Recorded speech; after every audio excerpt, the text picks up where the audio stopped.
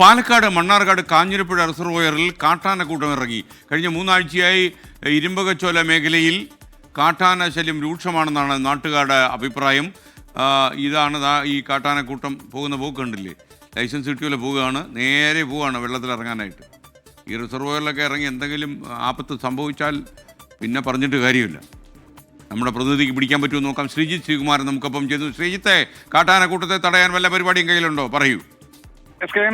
വനം വകുപ്പ് ഉദ്യോഗസ്ഥരോട് നിരവധി തവണ നാട്ടുകാർ ആവശ്യപ്പെടുന്നുണ്ട്. ഈ മേഖലയിൽ കാട്ടാനകളുണ്ട്, നിങ്ങൾ വൈദ്യുത വേലിയടക്കം സ്ഥാപിക്കണമെന്ന കർശനമായ രീതിയിലുള്ള പ്രതിഷേധങ്ങളൊക്കെ നാട്ടുകാർക്കുണ്ട്. പക്ഷേ ഒരു കാരണവശാലും അതിന് അവർ തയ്യാറാകുന്നില്ല എന്ന ഒരു ആക്ഷേപം ഉയർത്തുന്നുണ്ട്. ഇപ്പോൾ തൊട്ടടുത്ത പുതുപ്പരിയാരം മേഖലയിൽ, പാലക്കാടിനോട് ചേർന്ന പുതുപ്പരിയാരം മേഖലയിൽ റെയിൽ ഫെൻസിംഗ് ഒക്കെ ഒരുക്കുമെന്ന വാഗ്ദാനമുണ്ട്. അത്തരത്തിൽ എന്തെങ്കിലും ഈ പാലക്കയം മേഖലയിൽ ചെയ്യണം എന്നാണ് നാട്ടുകാർ ആവശ്യപ്പെടുന്നത്. ശിരുവാണി ഡാമിനോടൊക്കെ ചേർന്ന, കാഞ്ഞിരപ്പുഴ ഡാമിനോടൊക്കെ ചേർന്ന മേഖല വനമേഖല തന്നെയാണ് ഈ പ്രദേശവും. എന്തായാലും കാട്ടാനക്കൂട്ടത്തിന്റെ ദൃശ്യങ്ങൾ മനോഹരമാണ്. പക്ഷേ ഈ പ്രദേശത്ത് സ്ഥിരമായി കാട്ടാനകൾ ഇറങ്ങി ഇത്തരത്തിൽ കൃഷി നശിപ്പിക്കുന്നത് പതിവാണ്. നാട്ടുകാർക്ക് ആശങ്കയുണ്ട്.